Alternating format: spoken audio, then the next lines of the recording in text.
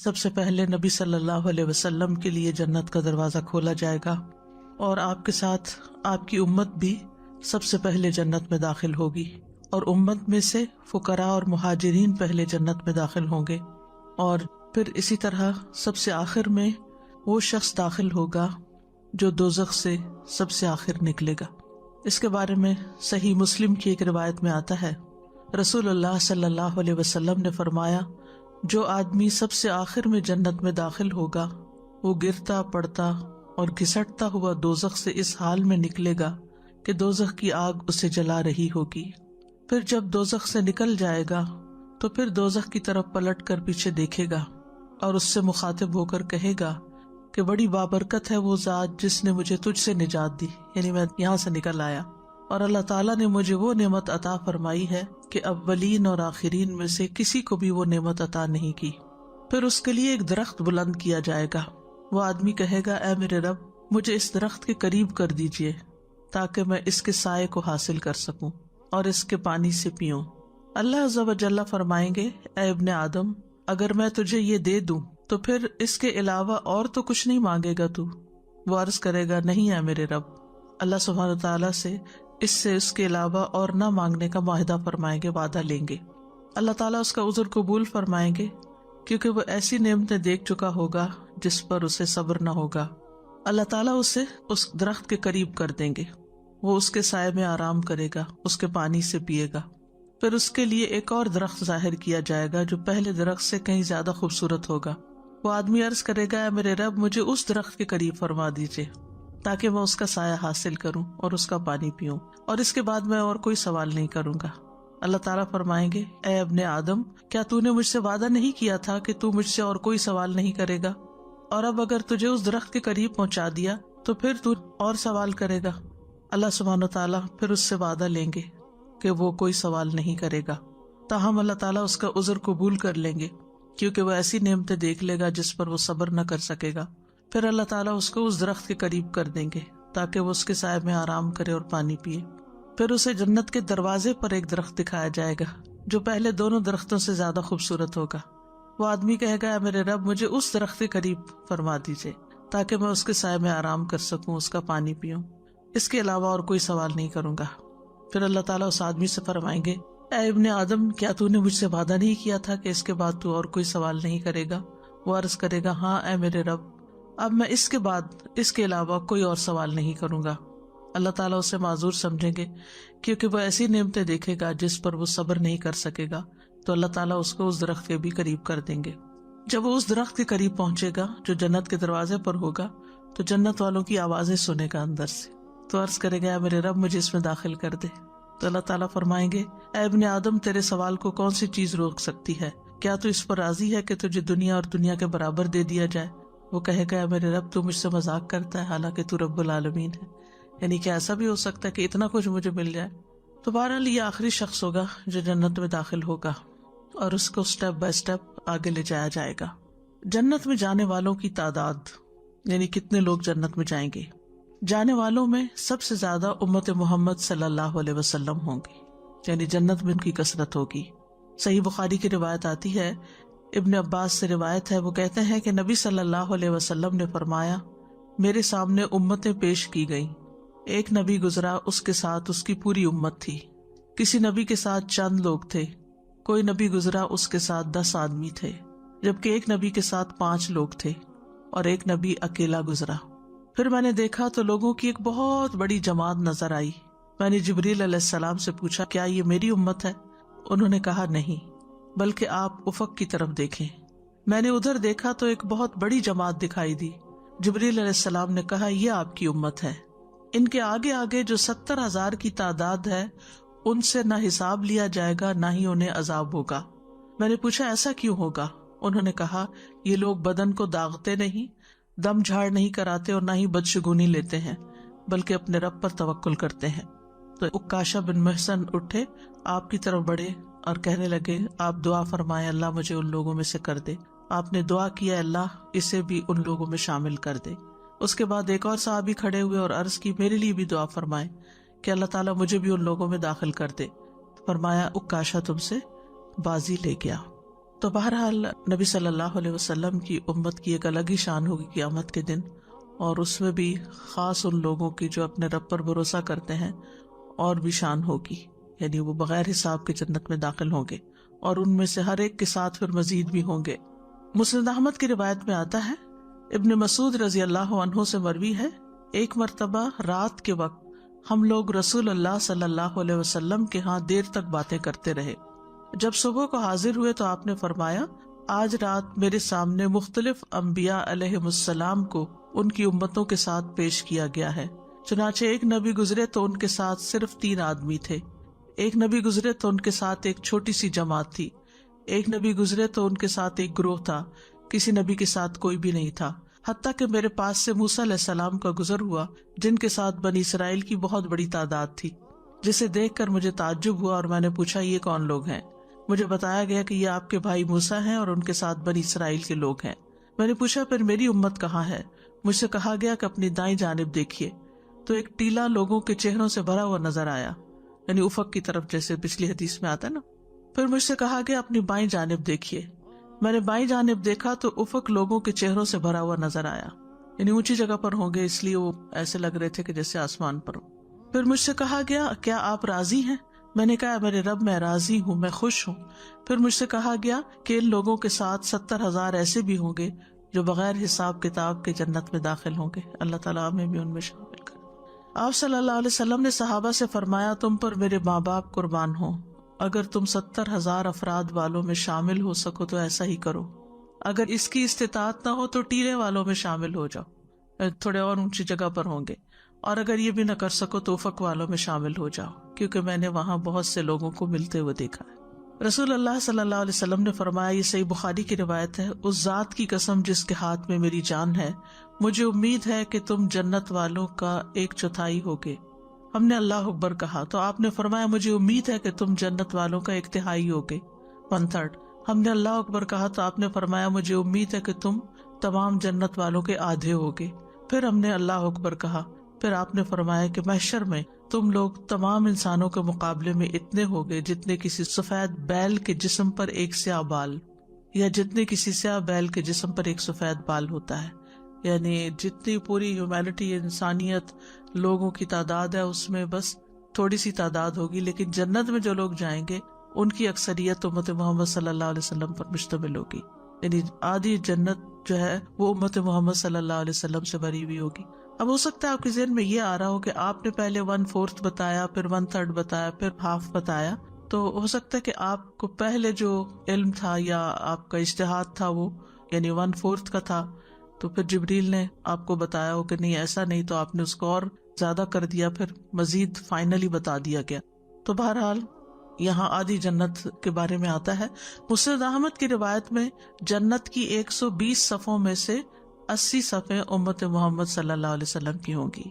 رسول اللہ صلی اللہ علیہ وسلم نے فرمایا، قیامت کے دن اہل جنت کی 120 صفیں ہوں گی، یعنی میدان حشر میں، جن میں سے 80 صفیں اس امت کی ہوں گی۔ جنت میں داخل ہونے والوں کی کثیر تعداد مساکین پر مشتمل ہوگی۔ صحیح بخاری کی روایت ہے، اسامہ رضی اللہ عنہ کہتے ہیں کہ نبی صلی اللہ علیہ وسلم نے فرمایا، میں جنت کے دروازے پر کھڑا ہوا تو اس میں داخل ہونے والوں کی اکثریت مساکین کی تھی، مالدار حساب کے لیے روک لیے گئے تھے۔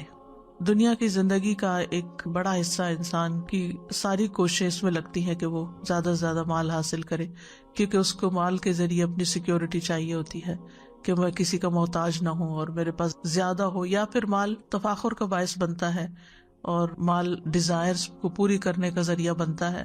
تو انسان جو ہے وہ مال سے محبت رکھتا ہے، اور قرآن مجید میں بھی اس کا ذکر آتا ہے، وَإِنَّهُ لِحُبِّ الْخَيْرِ لَشَدِيدٌ، اور دوسری جگہ آتا ہے وَتُحِبُّونَ الْمَالَ حُبًّا جَمًّا، کہ تم مال سے بہت شدید محبت رکھتے ہو۔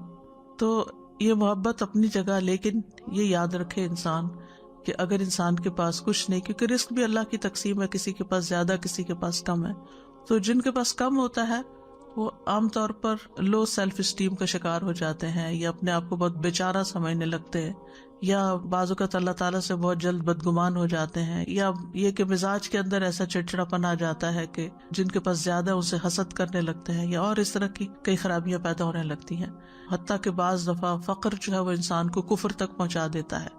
لیکن اگر کسی کو اللہ نے مال کے ذریعے آزمایا ہے اور مال کم ہے اس کے پاس، تو اس کو یہ چیز بہت تسلی دیتی ہے، بہت اس کے لیے خوشخبری کا باعث ہے کہ وہ قیامت کے دن دوسرے لوگوں کی نسبت پہلے جنت میں پہنچ جائے گا، اور وہاں کا تو وقت اور اس کی گھبراہٹ اور خوف اور دھوپ اور پسینہ اور طرح طرح کی آفات اور فکر اور پریشانی، اس میں وقت گزارنا تو دنیا میں مشکل سے مشکل گزارے ہوئے وقت سے بھی کہیں زیادہ مشکل ہے۔ ایک اور بات یہ ہے کہ جنت میں عورتوں کی تعداد کم ہوگی۔ عمران بن حسین کہتے ہیں رسول اللہ صلی اللہ علیہ وسلم نے فرمایا، بے شک جنت میں رہنے والوں میں سب سے کم تعداد عورتوں کی ہے۔ تو اس سے یہ پتہ چلتا ہے کہ مقابلہ اور بھی سخت ہے اور زیادہ محنت اور توجہ کی ضرورت ہے۔ پھر اہل جنت کی کچھ صفات: آدم علیہ السلام کی صورت پر ہوں گے، یوسف علیہ السلام جیسا حسن ہوگا، اور ایوب علیہ السلام جیسا دل ہوگا۔ رسول اللہ صلی اللہ علیہ وسلم نے فرمایا، آدمی اپنی تخلیق کی تکمیل سے پہلے یعنی نامکمل حالت میں مر جائے، جیسے ماں کے پیٹ میں کوئی بچہ مر جاتا ہے اور اس کے ابھی اعضاء پوری طرح نہیں بنے ہوتے، یا انتہائی عمر رسیدہ ہو کر انتہائی بوڑھا ہونے پھر بچہ بن گیا، اور لوگ ان دو کے درمیان ہی ہوتے ہیں، تو ان سب کو، چاہے کوئی بالکل چھوٹا بچہ ماں کے پیٹ میں مرا ہے یا کوئی انتہائی بوڑھا ہو کے مرا ہے، سب کو جب قیامت کے دن اٹھایا جائے گا اور جنت میں جن کو داخل کیا جائے گا تو 33 سال کی عمر کا جوان بنا کر اٹھایا جائے گا۔ یعنی قیامت کے دن حشر کے میدان میں بھی لوگوں کی عمریں 33 ایئرس کی ہوں گی، یعنی جس میں ان کی ہوش، حواس، عقل سب کچھ انٹیکٹ ہوگا۔ اگر وہ جنتی ہوا تو آدم علیہ السلام کی ساخت یعنی لمبا چوڑا، آدم علیہ السلام کی ساخت کو اس لیے بھی رکھا گیا کہ اللہ سبحانہ وتعالیٰ نے ان کو اپنے ہاتھ سے بنایا تھا جتنا بھی بنایا۔ یوسف علیہ السلام کی صورت اور ایوب علیہ السلام کے دل پر ہوگا۔ ایوب علیہ السلام کا دل ایسا تھا کہ جس میں کوئی شکوہ نہیں تھا، کوئی شکایت نہیں تھی، صبر ہی صبر تھا۔ پھر اسی طرح 60 ہاتھ لمبا قد ہوگا۔ رسول اللہ صلی اللہ علیہ وسلم نے فرمایا، صحیح بخاری کی روایت ہے کہ جنت میں سب کی صورتیں ایک ہوں گی، یعنی اپنے والد آدم علیہ السلام کے قد و قامت پر 60 ہاتھ اونچے ہوں گے۔ تو پھر اس سے یہ پتہ چلتا ہے کہ اگر 60 ہاتھ اونچے ہیں، کیونکہ اہل جہنم کا بھی ہم نے پڑھا نا کہ ان کا جسم بہت بڑا ہو جائے گا، یعنی اگر جہنم والوں میں سے کوئی بیٹھے گا تو اتنی جگہ چاہیے ہوگی جتنی مکہ اور مدینہ کے درمیان ہے، اتنا موٹا ہو جائے گا۔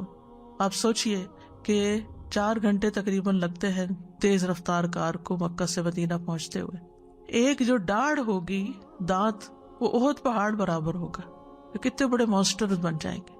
اور 2 شانوں کے درمیان کا فاصلہ 3 دن تک تیز گھڑ سوار دوڑتا رہے تو اتنا یعنی کہ سائز بڑا ہو جائے گا۔ اور کھال جو ہے سکن، وہ 70 ہاتھ چوڑی ہو جائے گی، یعنی سکن بھی بہت موٹی ہو جائے گی تاکہ وہ زیادہ سے زیادہ عذاب اس پر محسوس کر سکے۔ اور پھر یہ کہ جب وہ جہنم میں پانی پیئیں گے تو جیسے سورۃ الواقعہ میں آتا ہے، فشاربون شرب الہیم ھذا نزلہم یوم الدین، کہ وہ اس طرح پیئیں گے جیسے پیاسا اونٹ پیتا ہے، حالانکہ وہ کھولتا پانی ہوگا۔ تو اونٹ آپ کو معلوم ہے کہ کتنا زیادہ پانی اپنے اندر سٹور کر لیتا ہے، اور پھر یہ کہ جتنا انسان کا قد بت بڑا ہوتا ہے اتنی بھوک زیادہ لگتی ہے، اور جب بھوک زیادہ لگتی ہے تو پھر انسان کو جو ملے کھانا شروع کر دیتا ہے۔ اور وہاں پر جو ہم نے مختلف کھانے پڑھے ان کے کہ غساق ہوگا، غسلین ہوگا، سدید ہوگا۔ غساق جو ہے نا، غسق اللیل سے ہے۔ غسق اللیل کیا ہوتا ہے؟ رات کا اندھیرا، یعنی جو کھانے والی چیز ہوگی، جہنمیوں کا جو گند بلا ہوگا، سیکریشنز ہوگی، اس کا رنگ بھی سیاہ ہوگا، یعنی جو کھانے کی چیز ہوگی وہ بھی سیاہ رنگ کی ہوگی۔ اور غسلین جو ہے وہ جو بھی پسینہ، پانی جو نکل رہا ہوگا، اور اسی طرح سدید جو زخموں کے اندر سے اوز کرتا ہے، وہ سب کچھ۔ بہرحال پھر پیچھے چلے گئے ہم، جہنم والوں کا تذکرہ ہو گیا۔ اصل میں قرآن مجید کا انداز یہ ہے کہ جنت اور جہنم دونوں ساتھ ساتھ آتے ہیں، تو وہ پھر کمپیریزن بہت اچھا ہو جاتا ہے۔ ہم چونکہ فوکس کر کے ایک چیز کے اوپر کنسنٹریٹ کر رہے تھے، پھر دوسری چیز کو دیکھ رہے ہیں، تو یہ بتانے کا مقصد یہ ہے کہ جہنمی تو بہت ہی موٹے ہو جائیں گے، بہت موٹے، بہت ہیوج، تاکہ زیادہ سزا سے، لیکن جنتیوں کو بھی ایک مناسب بڑا قد بت دیا جائے گا تاکہ وہ بھی زیادہ سے زیادہ نعمتوں کو انجوائے کر سکیں۔ صحیح بخاری میں آتا ہے کہ سب کی صورتیں ایک ہوں گی، یعنی اپنے والد آدم علیہ السلام کے قد و قامت پر 60 ہاتھ اونچے ہوں گے۔ پھر بے ریش ہوں گے، یعنی بغیر داڑھی کے ہوں گے، نبی صلی اللہ علیہ وسلم نے فرمایا قیامت کے دن مومنوں کو اس حال میں اٹھایا جائے گا کہ ان کے جسم پر کوئی بال نہیں ہوگا، بے ریش ہوں گے، جردن مردن مکحلین، ان کی آنکھیں سرمگی ہوں گی، یعنی ایسی آنکھیں ہوں گی جیسے کسی نے سرما لگایا ہوا ہو۔ آنکھوں کی خوبصورتی کا ذکر کیا جا رہا ہے۔ تو آپ دیکھیے کہ جسم کے بال کہیں بھی ہوں تو انسان کے لیے تکلیف کا ہی باعث ہوتے ہیں، سوائے اس کے کہ سر کے بال جو کہ ایک حسن کا ذریعہ ہے، لیکن باقی بال جو ہیں غیر ضروری بالوں کی طرف اشارہ ہے کہ کوئی غیر ضروری بال جسم پر نہیں ہوں گے۔ پھر اہل جہنم کی تو بہت ہی غلاظت ہوگی، اور وہی غلاظت ان کو پھر کھانے کو بھی دے دی جائے گی، ان کی وامٹنگ، ان کی ہر ایک چیز، ان کا یورین، باقی بھی سب کچھ۔ لیکن اہل جنت پاک صاف ہوں گے۔ صحیح بخاری میں آتا ہے جنتی لوگ نہ اس میں تھوکیں گے، تھوک بھی نہیں آئے گی، نہ ناک سے کچھ علائش نکلے گی، نہ پیشاب کریں گے، نہ پخانہ کریں گے، کچھ بھی، کوئی سیکریشن جسم سے نہیں ہوگی، نہ پسینہ، نہ کوئی ناک سے نکلے گا، نہ کان سے، نہ تھوک، نتھنگ، کلین، نہ بال اور نہ تھوک اور نہ کچھ تھا۔ خود سوچئے کہ کتنے نفیس لوگ ہوں گے۔ اور جو جسم سے پسینہ بھی نکلے گا تو مسک جیسا خوشبودار ہوگا۔ ایک جیسے اخلاق ہوں گے، یعنی سب کے اخلاق اچھے ہوں گے۔ رسول اللہ صلی اللہ علیہ وسلم نے فرمایا ان سب کے اخلاق ایک آدمی کے اخلاق جیسے ہوں گے، یعنی سب کے دل ایک جیسے ہوں گے۔ صحیح مسلم میں آتا ہے ان کے درمیان کوئی اختلاف نہ ہوگا، نہ ہی ان میں کوئی باہمی بغض ہوگا، ان کے دل ایک دل کی طرح ہوں گے۔ پھر یہ کہ اہل جنت سوئیں گے نہیں، نیند نہیں آئے گی، کیونکہ آپ نے فرمایا نیند موت کی قسم ہے، اس لیے جنت والے سوئیں گے نہیں، جاگتے رہیں گے اور انجوائے ہی کرتے رہیں گے، اور اس جاگنے میں تھکاوٹ نہیں ہوگی پھر۔ ورنہ دنیا میں تو انسان اگر اپنی روٹین سے ذرا بھی زیادہ جاگ لے تو وہ ڈس فنکشنل ہو جاتا ہے۔ پہلے جب آپ نے کہا نا کہ ایوب علیہ السلام کے دل جیسا دل ہوگا، اور پھر کہا کہ سب کے دل ایسے ہوں گے، تو ایوب علیہ السلام کی تو اتنی زبردست کوالٹیز تھیں، اتنی مشکلیں، اتنی تکلیفیں، اتنی پریشانیاں دیکھیں، اور اتنا بڑا دل، اور اللہ تعالیٰ سے حسن ظن۔ یہاں پر جب یہ بتایا گیا کہ جنت میں عورتوں کی تعداد کم ہوگی، تو یہاں پہ کافی اسکیری لگا ہے اور کافی چوکنا ہونے کی ضرورت ہے کہ ایسی کیا چیزیں ہیں جو روزمرہ میں ہم شاید کر بھی رہے ہیں اور ہمیں اس کا علم نہیں، شعور نہیں ہے کہ وہ ہو جاتی ہیں بائی سب سے ڈیفالٹ۔ زیادہ تو ہمیں اپنی زبان کی احتیاط کی ضرورت ہے۔ مرد بھی باتیں کرتے ہیں مگر عموماً سینسیبل ہی ہوتی ہیں، لیکن خواتین کو میں نے دیکھا ہے کہ بس جو دل میں آیا بول دیا۔ اس عادت سے باز آنا چاہیے، سوچ سمجھ کے بات کرنی چاہیے ہم سب کو، کیونکہ عورت جو ہے وہ ایموشنل بیسڈ ہے، تو وہ ہر چیز جو ایموشن اس کو آتا ہے وہ باہر کی طرف نکال دیتی ہے، تو اسے بہت دھیان رکھنے کی ضرورت ہے۔ اور یہ والی بات سے آئی تھنک آج کے بعد انشاءاللہ ہم سب اپنا اپنا چیک رکھیں۔ استاذہ جی میں تو 2-3 چیزیں نوٹ کر رہی تھی۔ ایک تو یہ جیسے آپ نے وہ سب سے پہلے جس شخص کی آپ نے مثال دی نا کہ اللہ سبحانہ تعالیٰ سے پرومس کیا بس اس کے بعد کچھ نہیں مانگوں گا، تو میں سوچ رہی تھی کہ ہم بھی دنیا میں جب کوئی بہت آزمائش، بہت مشکل آتی ہے تو ہماری بھی بالکل یہی کیفیت ہوتی ہے کہ بس اللہ تعالیٰ یہی ایک دعا ہے، یہی ایک دعا ہے، اور پھر اس میں سے نکلتے ہیں اور پھر دوبارہ۔ یعنی بچپن میں ہماری ڈریمز کچھ ہوتی ہیں، جب وہ پوری ہو جاتی ہیں تو پھر اگلے شوق آ جاتے ہیں، پھر اس کے بعد کچھ اور، پھر ساری زندگی کبھی ختم نہیں ہوتے، ہزاروں خواہشیں ایسی کہ ہر خواہش پہ دم نکلے۔ آپ نے بتایا تھا 70,000 بغیر حساب کے جائیں گے، تو باقی جو جنت میں جائیں گے ان کا کیا حساب ہوگا؟ پہلے وہ دوزخ میں جائیں گے یا کیا؟ نہیں، حساب ویسے حساب ہوگا، یعنی کہ اللہ تعالیٰ پوچھے گا عمر کس کام میں گزاری، جوانی کہاں گزاری، یعنی دیکھا جائے گا اعمال نامے کو۔ پھر اہل جنت کے چہرے روشن اور مسکراتے ہوئے چہرے ہوں گے۔ سورۃ عبسہ میں فرمایا کچھ چہرے اس دن روشن ہوں گے، ہنستے ہوئے، بہت خوش، سفید چہرے ہوں گے۔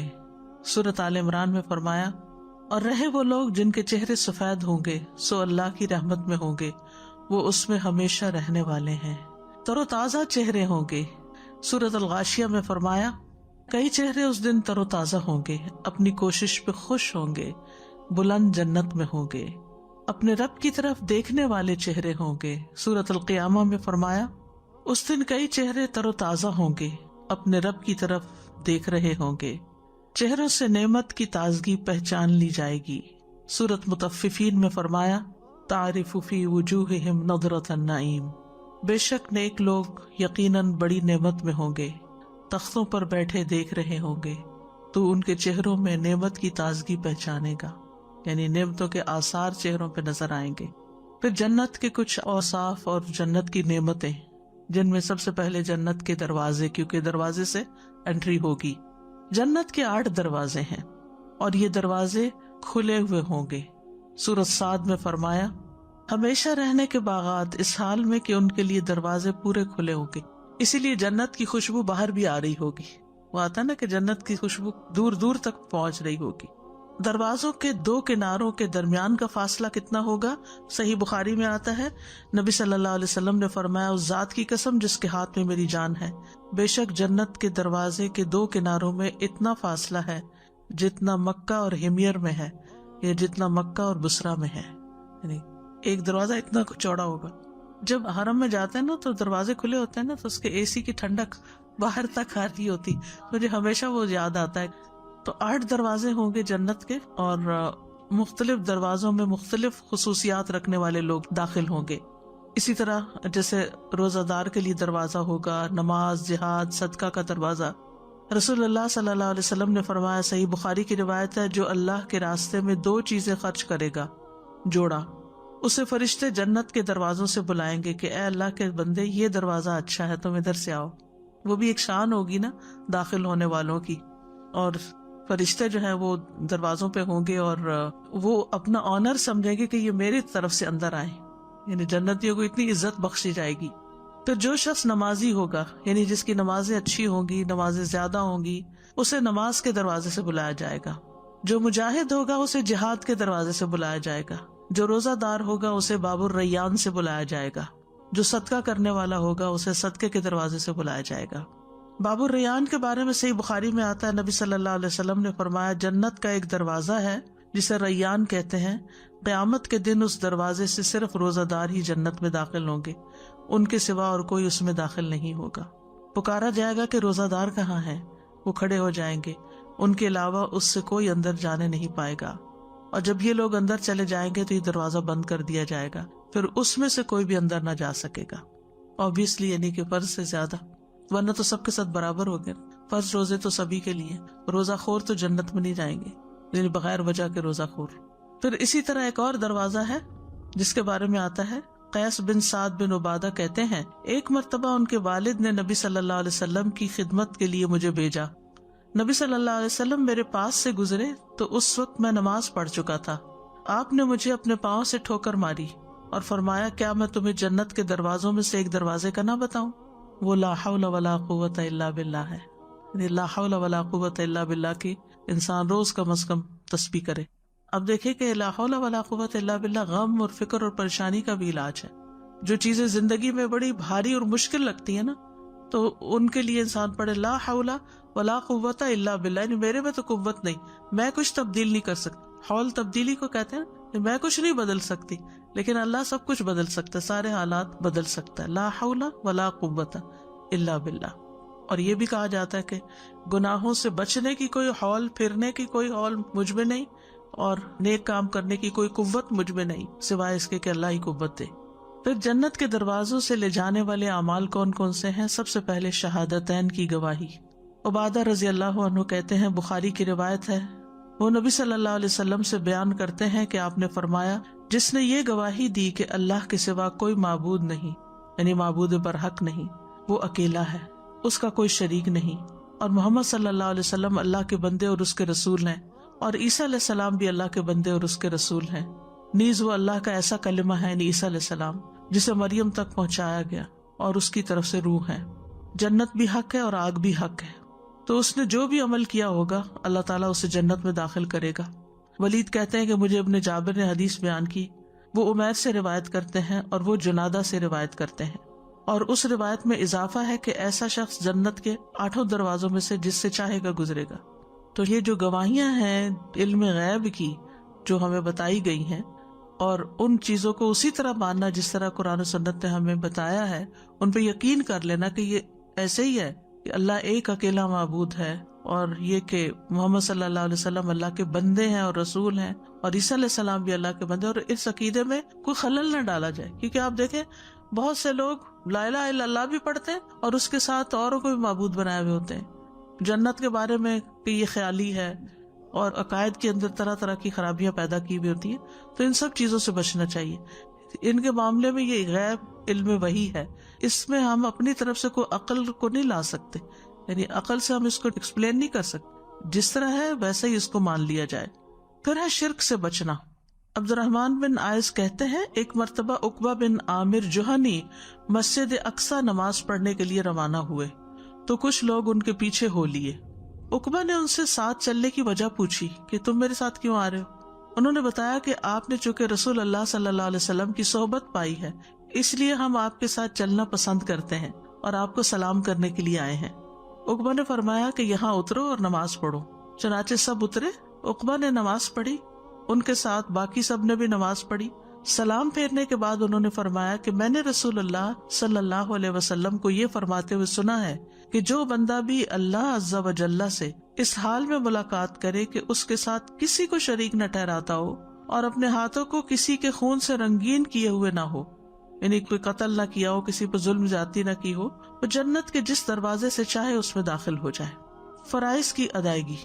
نبی صلی اللہ علیہ وسلم نے فرمایا جو شخص اللہ کی عبادت اس طرح کرے کہ اس کے ساتھ کسی کو شریک نہ ٹھہرائے، یعنی کوئی ریاکاری نہ کرے، نہ شرک اصغر نہ شرک اکبر، نماز قائم کرے، زکوٰۃ ادا کرے، بات سنے اور مانے۔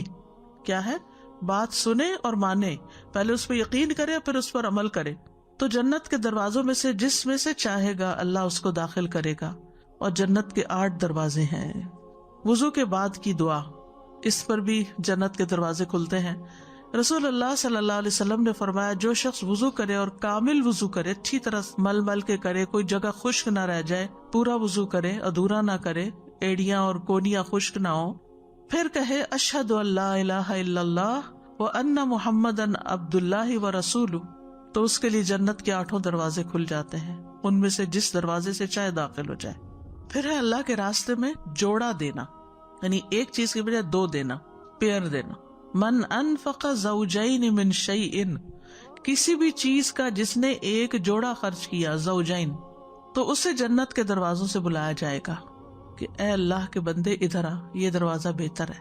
پھر جہاد فی سبیل اللہ۔ رسول اللہ صلی اللہ علیہ وسلم نے فرمایا تم پر اللہ تبارک و تعالیٰ کی راہ میں جہاد کرنا لازم ہے، کیونکہ جنت کے دروازوں میں سے ایک دروازہ ہے جس کے ذریعے اللہ غم اور پریشانی سے نجات فرماتا ہے۔ اور جیسا کہ آپ جانتے ہیں جہاد کا مفہوم وسیع ہے، اس سے مراد صرف قتال کرنا نہیں ہے، جہاد کا مطلب ہوتا ہے بہت بڑی کوشش کرنا، زیادہ محنت کرنا، جہد سے نکلا یہ، یعنی اللہ کے راستے میں اللہ کے دین کی خاطر، اللہ کے دین کو پھیلانے کے لیے، چاہے دعویٰ کا کام ہو، چاہے تعلیم کا کام ہو، چاہے دین کی نصرت کا کام ہو۔ نصرت ہوتی ہے مدد، یعنی سپورٹ کرنا، کیونکہ سب لوگ دعویٰ نہیں دے سکتے، ان کو طریقہ نہیں آتا ہوتا کہ کیسے دعویٰ کریں، سب لوگ تعلیم بھی نہیں دے سکتے، لیکن نصرت سب کر سکتے ہیں کہ ٹائم دے دیں، پیسہ دے دیں، اپنے سکلز جو ان کے پاس ہیں وہ استعمال کریں، یعنی کبھی انسان کو صرف اپنی پریزنس کے ساتھ سپورٹ کرنا ہوتا ہے، وہ بھی ایک بڑی نصرت ہوتی ہے۔ یعنی کچھ لوگ کام کر رہے ہیں تو آپ ان کی ہمت بندائیں، نہ کہ ان کی ہمت توڑیں یا ان کو اللہ کے راستے سے روکیں، کیونکہ جو شخص کسی کو اللہ کے راستے سے روکتا ہے وہ اس کی دنیا آخرت دونوں برباد کرتا ہے، کیونکہ جب انسان اللہ سے دور ہوتا ہے تو اس کی پریشانیاں بڑھتی چلی جاتی ہیں۔ پھر اسی طرح اطاعت گزار اور فرما بردار بیوی۔ عبد الرحمن بن عوف کہتے ہیں رسول اللہ صلی اللہ علیہ وسلم نے فرمایا جو عورت 5 وقت کی نماز پڑھتی ہو، رمضان کے روزے رکھتی ہو، اپنی شرمگاہ کی حفاظت کرتی ہو اور اپنے شوہر کی اطاعت کرتی ہو، یعنی اس کی بات مانتی ہو، اس سے کہا جائے گا کہ جنت کے جس دروازے سے چاہو داخل ہو جاؤ۔ پھر ہے والد کی فرما برداری۔ ابو درداء کہتے ہیں میں نے رسول اللہ صلی اللہ علیہ وسلم سے سنا کہ باپ جنت کا درمیان والا دروازہ ہے، سینٹرل ڈور ہے۔ اب تمہاری مرضی، اپنے والدین کا خیال رکھو یا چھوڑ دو۔ یاد رکھیے والدین کا حق صرف زندگی میں نہیں ہوتا، مرنے کے بعد بھی ہوتا ہے کہ آپ ان کے لیے کتنی دعا کرتے ہیں اور ان کے لیے کتنا صدقہ خیرات کرتے ہیں اور ان کے رشتہ داروں کا کتنا خیال رکھتے ہیں اور حتیٰ کہ ان کے دوستوں کا کتنا خیال رکھتے ہیں، یہ بھی بڑا ضروری ہے۔ آپ کو یاد ہے وہ واقعہ جب ابن عمر کئی سفر پہ جا رہے تھے تو ان کے ساتھ ان کا گدھا بھی تھا اور ان کا امامہ بھی تھا، تو انہوں نے اپنے والد کے ایک بدو دوست کو، وہ بدو ساتھ ہر وقت تھوڑی رہتا تھا حضرت عمر کے، لیکن اس کا کہا کہ یہ میرے والد جس سے محبت کرتے تھے، میل ملاقات کے لیے آتا ہوگا، تو والد اس سے محبت کرتے تھے، انہوں نے اپنا گدھا بھی دے دیا، اپنا امامہ بھی دے دیا کہ یہ والد کے دوست ہیں۔ تو آج ہم سب کو بھی سوچنا چاہیے کہ ہم اپنے والدین کے اگر دوست نہیں تو رشتے دار، اگر ان کے بہن بھائی زندہ ہیں یا ان کے بہن بھائیوں کے بچے زندہ ہیں یا کوئی، ان کو کس طرح ہم خیر یا فیض پہنچاتے ہیں، یہ بھی والدین کو ہی خوش کرنے کا سبب بنتا ہے. اور ان میں سب سے پہلے تو اپنے بہن بھائی آ جاتے ہیں. والدین کو اپنی اولاد کی کتنی فکر ہوتی ہے نا.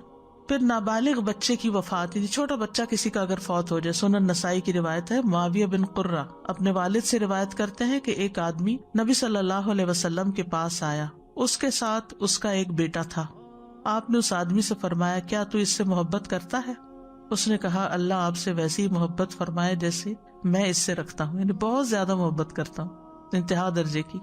اب ہوا یہ کہ وہ بچہ فوت ہو گیا. آپ نے جب کئی دن اس شخص کو نہیں دیکھا تو اس کے بارے میں پوچھا تو آپ کو بتایا گیا، تو آپ نے اس کو بلایا. وہ آیا تو آپ نے فرمایا کیا تجھے یہ بات اچھی نہیں لگتی کہ قیامت کے دن تم جنت کے جس دروازے پر بھی جاؤ وہاں اسے پاؤ، یعنی وہ تمہیں ویلکم کرنے آئے گا، وہ بھاگتا ہوا تیرے لیے دروازہ کھولے. یعنی اگر تو صبر کرے، تمہاری اتنی عزیز چیز کھو گئی اور اس پر اگر تم نے صبر کیا، یعنی غم نہ کرو، اب اس کو آگے جا کے ملو گے. تو چھوٹے بچے جو ہیں، حتیٰ کہ وہ بچہ جو ماں کے پیٹ میں ہی فوت ہو گیا، وہ بھی کھینچ کے ماں کو جنت کی طرف لے جائے گا، کیونکہ والدین کو اپنی اولاد سے محبت بہت ہوتی ہے. اور اگر وہ ان کی زندگی میں فوت ہو جائے تو ان کے لیے بہت تکلیف دہ ہوتا ہے. یہ غم، یہ صدمہ بھلانا بڑا مشکل ہوتا ہے. اولاد کا غم سب سے بڑا غم ہوتا ہے، چاہے زندہ ہو چاہے فوت ہو. لیکن اگر انسان اس پہ صبر کرتا ہے اور اللہ سے راضی رہتا ہے اور اجر کی توقع رکھتا ہے تو اللہ قیامت کے دن اس کو بہترین شکل میں اجر عطا فرمائے گا. 3 بچوں کی وفات پر جنت کے 8 دروازوں کے کھلنے کی خوشخبری ہے. سنن ابن ماجہ کی روایت ہے، عتبہ بن عبد السلمی سے روایت ہے، وہ کہتے ہیں میں نے رسول اللہ صلی اللہ علیہ وسلم سے سنا، آپ نے فرمایا جس مسلمان کے 3 ایسے بچے فوت ہو جائیں جو گناہ کی عمر کو نہ پہنچے ہوں، معصوم چھوٹے، وہ جنت کے 8 دروازوں پر اس کا استقبال کریں گے. جس دروازے سے چاہے وہ جنت میں داخل ہو جائے، وہ اس کے آگے کھڑے ہوں گے. جنت کے دروازے سے فرشتے کی پکار آئے گی. ابو ہریرہ کہتے ہیں ایک فرشتہ جنت کے دروازوں میں سے کسی دروازے پر کھڑا ہو کر کہتا ہے کہ کون ہے جو اللہ کو قرض دے، کل اس کو اس کا بدلہ دیا جائے گا. ایک دوسرا فرشتہ دوسرے دروازے پہ کھڑا ہو کے کہتا ہے یا اللہ تیرے راستے میں جو خرچ کرنے والے ہیں ان کو نعم البدل عطا فرما اور روکنے والے کے مال کو تباہ کر دے. روکنے والے کے مال کو تباہ کر دے، یعنی دینے والے کو اور دے. یہ فرشتے دعائیں کرتے ہیں. پھر جنت کے دروازے پر کچھ عمل رکاوٹ بھی بنیں گے. جندب بن عبداللہ سے روایت ہے، وہ کہتے ہیں کہ رسول اللہ صلی اللہ علیہ وسلم نے فرمایا اگر کسی میں استطاعت ہو کہ وہ اپنے اور جنت کے مابین مسلمان آدمی کے خون کی ایک لب بھی حائل نہ ہونے دے جسے وہ مرغی کے ذبح کرنے کی طرح بے قیمت سمجھ کر بہا دے تو وہ ایسا کر لے، کیونکہ وہ جب بھی جنت کے دروازوں میں سے کسی پہ جائے گا تو اللہ اس خون کو، یعنی وہ جو اس نے بہایا ہوگا، جنت کے راستے میں رکاوٹ بن جائے گا، وہ جنت میں داخل نہیں ہونے دے گا. اور یہاں پر یاد رکھیے کہ پورا مار دینا بھی نہیں، جیسے کسی کو زخمی کر دینا، جیسے کسی کو ایسا نقصان دینا کہ جس سے اس کو تکلیف پہنچے، تو یہ بھی انسان کے لیے رکاوٹ کا باعث بن سکتا ہے. پھر جنت کے دروازے کھلنے کا وقت ہر پیر اور جمعرات کو. صحیح مسلم کی روایت ہے، رسول اللہ صلی اللہ علیہ وسلم نے فرمایا پیر اور جمعرات کے دن جنت کے دروازے کھول دیے جاتے ہیں اور ہر اس بندے کی مغفرت کر دی جاتی ہے جو اللہ کے ساتھ کسی کو شریک نہیں بناتا سوائے اس بندے کے جس کی اپنے بھائی کے ساتھ دشمنی ہو، یعنی جس دل میں دوسروں کے لیے بغض ہے، عداوت ہے، نفرت ہے. کہا جاتا ہے ان دونوں کو مہلت دو یہاں تک کہ یہ صلح کر لیں، ان دونوں کو مہلت دو یہاں تک کہ صلح کر لیں، ان دونوں کو مہلت دو یہاں تک کہ صلح کر لیں. پھر رمضان کا پورا مہینہ جنت کے دروازے کھلتے ہیں. ابو ہریرہ کہتے ہیں رسول اللہ صلی اللہ علیہ وسلم نے فرمایا جب رمضان آتا ہے تو جنت کے دروازے کھول دیے جاتے ہیں اور آگ کے دروازے بند کر دیے جاتے ہیں اور شیاطین بیڑیوں میں جکڑ دیے جاتے ہیں. پھر ہے جنت کے درجات. جنت کے درجات، جنت کے مختلف درجے ہیں. سورۃ طٰہٰ میں اللہ تعالیٰ فرماتے ہیں اور جو اس کے پاس مومن بن کر آئے گا کہ اس نے اچھے اعمال کیے ہوں گے تو یہی لوگ ہیں جن کے لیے سب سے بلند درجے ہیں، ہمیشگی کے باغات جن کے نیچے سے نہریں بہتی ہیں، ان میں ہمیشہ رہنے والے. یہ اس کی جزا ہے جو پاک ہوا، من تزکا، جس نے تزکیہ کیا یعنی اپنے دل کو صاف کیا. لہم الدرجات العلیٰ، بہت اونچے درجے. اسی طرح ایمان والوں کے لیے مختلف درجات ہیں. سورۃ الانفال میں فرمایا اصل مومن تو وہی ہیں کہ جب اللہ کا ذکر کیا جائے تو ان کے دل ڈر جاتے ہیں، اور جب ان پر اس کی آیات پڑھی جائیں تو انہیں ایمان میں بڑھا دیتی ہیں، اور وہ اپنے رب ہی پر بھروسہ کرتے ہیں. وہ لوگ جو نماز قائم کرتے ہیں اور اس میں سے جو ہم نے انہیں دیا خرچ کرتے ہیں، یہی لوگ سچے مومن ہیں. انہی کے لیے ان کے رب کے پاس بہت سے درجے اور بڑی بخشش اور باعزت رزق ہے. تو اس میں اللہ کے ذکر کی بات بھی آ گئی، قرآن کی تلاوت کی بات بھی آ گئی کہ وہ کس طرح سنتے ہیں، نماز قائم کرتے ہیں، اللہ کے راستے میں مال خرچ کرتے ہیں. ایسے لوگوں کے لیے بلند درجے ہیں اور عزت والا رزق ہے. تو ہر ایک کے درجے ان کے اعمال کی وجہ سے ہیں، جیسا کہ سورۃ الانعام میں آتا ہے وَلِكُلٍّ دَرَجَاتٌ مِّمَّا عَمِلُوا. ہر ایک کے درجے کتنے؟ جتنا اس نے عمل کیا، جتنی نمازیں پڑھی، جتنا صدقہ خیرات کیا، جتنا ذکر اذکار کیے، جتنا آیات پڑھی اور توجہ سے سنی. شیخ الاسلام ابن تیمیہ کہتے ہیں کہ جنت کے مختلف درجات ہیں اور ان میں آپس میں بہت بڑا فرق ہے. یعنی ایک درجے سے دوسرے درجے میں بھی بہت بڑا فرق ہے، اور اللہ کے مومن اور متقی اولیاء ان درجات اور منازل میں اپنے اپنے ایمان اور تقوی کے مطابق ہوں گے. حدیث میں آتا ہے کہ جنت کے 100 درجے ہیں. بخاری کی روایت ہے، رسول اللہ صلی اللہ علیہ وسلم نے فرمایا بے شک جنت میں 100 درجے ہیں جو اللہ نے اپنے راستے میں جہاد کرنے والوں کے لیے تیار کر رکھے ہیں. ان 2 درجوں میں اتنا فاصلہ ہے جتنا آسمان اور زمین کے درمیان ہے. جو جتنی محنت کرے گا اتنے ہی بلند درجے پہ پہنچے گا. لیکن آج دنیا میں تھوڑا سا ہم پہ کام دوسروں کی نسبت زیادہ آ جائے نا تو ہم فوراً دکھی ہو جاتے ہیں، فوراً جلنے کوڑنے لگتے ہیں. اور دوسرے تو آرام سے بیٹھے ہوئے ہیں اور میرے اوپر ڈبل ٹینشن ہے، مجھے یہ بھی کرنا ہے، مجھے وہ بھی کرنا ہے، مجھے وہ بھی کرنا ہے. اس کو تو یہ کام نہیں دیا گیا، مجھے ہی کیوں سارا کام دیا گیا. لیکن نتیجہ کتنا بڑا فرق ہو جائے گا اگر ہم صرف یہ سمجھے نا. اور یہ اللہ کے راستے میں جہاد کرنے والے، پہلے میں نے بتایا نا، یعنی اللہ کے دین کی راہ میں، چاہے دعوت کا کام ہو، چاہے تعلیم ہو، چاہے نصرت ہو، مال سے ہو، جان سے ہو، چاہے فی قتال ہو، کوئی بھی چیز ہو، تو اس میں ہر ایک کی جتنی ایفرٹ ہے، جتنی محنت ہے، جو اس نے خرچ کیا ہے، جو اس نے قربانی کی ہے، اس کے مطابق درجے ملیں گے. اور ایک ایک درجے میں آسمان زمین کا فرق پڑ جائے. ظاہر ہے کہ وہ پھر جو اوپر کی کلاس ہوگی وہ اوپر ہی کی ہوگی، اوپر والے ہیں.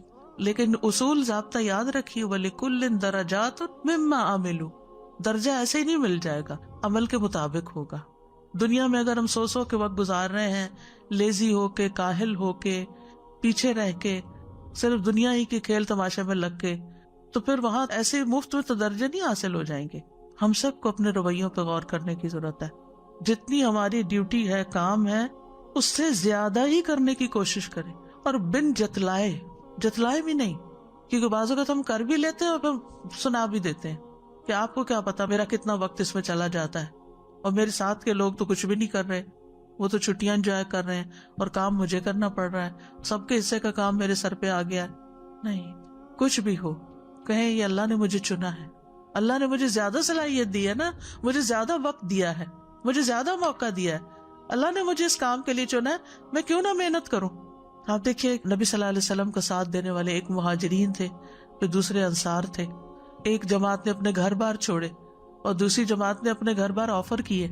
تو ہر ایک کا اپنا ایک رول ہوتا ہے. تو ہمیں دیکھنا چاہیے ہمیں اللہ نے کیا دیا ہے جو دوسروں کو نہیں دیا. میرا امتحان اس میں ہے جو مجھے ملا ہے، اور اسی طرح ہر ایک کا امتحان اس میں ہے جو ہمت، طاقت، صحت، قوت اس کو ملی ہے، اس میں سے اس نے خرچ کرنا ہے. ہر ایک کا مال بھی برابر نہیں، ہر ایک کے وسائل بھی برابر نہیں ہے، ہر ایک کی پہنچ بھی برابر نہیں ہے. تو ایک اخلاص ہو اور دوسرے بے لوس کام ہو، بے لوس، کسی پہ بھی احسان جتائے بغیر. نہ بھی موقع نکل رہا ہو تو موقع نکال لیا جائے کہ میں کچھ کر لوں، یہ اپرچونٹی مجھے مل جائے، بجائے اس کے کہ انسان کہ میں کہیں چھپ جاؤں، کسی اور کے حصے میں پڑ جائے، میں بچ جاؤں کسی طرح. وہ کہتا نا تو بچا کے نہ رکھ اسے کہ تیرا آئینہ ہے وہ آئینہ کہ شکستہ ہو تو عزیز تر ہے نگاہ آئینہ ساز میں. اللہ کی راہ میں ٹوٹیں گے تو زیادہ پیارے ہو جائیں گے، اس کے راستے میں تھکیں گے تو زیادہ اجر پائیں گے. تو ہر درجے کے اوپر ایک اور درجے کا فاصلہ. ابو سعید خدری کہتے ہیں نبی صلی اللہ علیہ وسلم نے فرمایا جنتی لوگ اپنے سے اوپر بالا خانوں والوں کو اپنے سر اٹھا کر انتہائی شوق سے غور و خوض کرتے ہوئے اس طرح دیکھیں گے جیسے وہ دنیا میں کسی چمکدار گہرے اور بہت دور کے ستارے کو دیکھتے ہیں. ایسے غور سے اور شوق سے جو آسمان کے مشرقی یا مغربی کنارے میں ہوتا ہے، کیونکہ دونوں درجوں کا فرق بہت زیادہ ہوگا. تو دنیا میں اگر ہم سے اوپر کسی کو کچھ بھی مل جائے، گاڑی زیادہ اچھی مل جائے، گھر زیادہ اچھا مل جائے، نوکری زیادہ اچھی مل، کچھ بھی، تو ایک رشک آتا ہے کہ دیکھو وہ تو کہاں پہنچ گیا، ہم کہاں کھڑے ہیں. تو وہاں پر بھی ایسے ہی ہوگا، انسان کہے کہ دیکھو وہ وہاں پہنچ گیا اور میں یہاں ہوں. لوگوں نے عرض کیا یا رسول اللہ صلی اللہ علیہ وسلم، یہ تو انبیاء کے محلات ہوں گے جنہیں ان کے سوا اور کوئی نہ پا سکے گا. آپ نے فرمایا نہیں، اس ذات کی قسم جس کے ہاتھ میں میری جان ہے، یہ ان لوگوں کے لیے ہوں گے جو اللہ پر ایمان لائے اور انبیاء کی تصدیق کی. یعنی یہ عوام کے ہیں، انبیاء کا تو خیر مقام ہی کچھ اور ہے. اسی طرح جو اہل قرآن ہیں ان کے درجے، صاحب قرآن آتا ہے عربی میں، اور اس سے مراد ہم لوگ حافظ قرآن لیتے ہیں. ابو سعید خدری رضی اللہ عنہ سے روایت ہے، وہ کہتے ہیں کہ رسول اللہ صلی اللہ علیہ وسلم نے فرمایا قرآن والے، صاحب قرآن، حافظ ہو یا قاری ہو، اس سے قیامت کے دن جنت میں داخل ہوتے وقت کہا جائے گا قرآن پڑھتا جا اور جنت کے درجات چڑھتا جا. تو اس لیے دنیا میں ہر روز اپنے وقت کا کچھ نہ کچھ حصہ قرآن کی تلاوت کے لیے، اس کو سمجھنے کے لیے، اس کے اوپر غور و فکر کرنے کے لیے، اس کی کوئی بھی خدمت کرنے کے لیے ضرور نکالنا چاہیے، اور اس میں کوئی کمی نہیں کرنی چاہیے، ٹال مٹول نہیں کرنی چاہیے. وہ پڑھتا جائے گا اور ہر آیت کے ساتھ ایک ایک درجہ بلند ہوتا چلا جائے گا، حتیٰ کہ اسے جو آخری آیت یاد ہے، آخری چیز جو اس کے پاس ہے وہ بھی پڑھ لے گا، نہیں کچھ بھی نہیں چھوڑے گا، کیونکہ ہر آیت کے بدلے ایک درجہ اوپر. سبحان اللہ. پھر سوچئے کہ کہاں پر پہنچیں گے. دنیا میں تو اتنا فرق ہے ہی نہیں کسی کے بیچ میں، ایک ہی شہر میں رہتے ہیں، ایک ہی جیسی فیسلٹیز استعمال کرتے ہیں، سوائے اس کے کہ کسی کا 3 بیڈ روم کا گھر ہے تو کسی کا 5 کا ہے. اس سے زیادہ کیا کر لے؟ کوئی مینشن بھی کھڑا کر لے، کوئی بہت بڑا محل بھی کھڑا کر لے، تو رہنا تو ایک ہی جگہ ہے نا، ایک ہی بیڈ چاہیے سونے کے لیے. زیادہ بھی چیزیں ہو جائیں انسان کے پاس تو انجوائے نہیں کر سکتا ان کو. لیکن وہاں پر نہ نیند ہے، نہ ہی کوئی اور مصروفیت. ایک چیز انجوائے کر لیں گے تو دوسرے تو تیسرے. آگے جنت کے کھانے آ رہے ہیں جو 70 قسموں کے، اور ہر کھانے کا رنگ الگ. جہنم والوں کا کھانا کالے رنگ کا اور جنت والوں کے 70 رنگ کے کھانے. تو انجوائمنٹ تو لمٹ لیس ہے، لمٹ لیس، کہ انسان کبھی بور نہیں ہوگا. لیکن جنت کا سودا مہنگا. شروع میں نے حدیث آپ کو سنائی تھی ابتدا میں، الا ان سلعۃ اللہ غالیہ، کہ اللہ کا سودا بڑا مہنگا ہے، سستا نہیں ہے. محنت کرو، کام کرو، اور کام چوری نہیں. جو کر رہے ہیں نا اس پہ نہ راضی ہوا کریں، اور کیا کروں، اور پورے شوق کے ساتھ. ورنہ انسان دنیا کے کاموں میں تو پڑھ کے کبھی یہ کر لیا، کبھی وہ کر لیا، وہ تو بڑھتے ہی جاتے ہیں. لیکن اللہ کے دین کے لیے بھی ضرور وقت نکالنا چاہیے اور لوگوں کو فائدہ پہنچانا چاہیے. وآخر دعوانا ان الحمد للہ رب العالمین.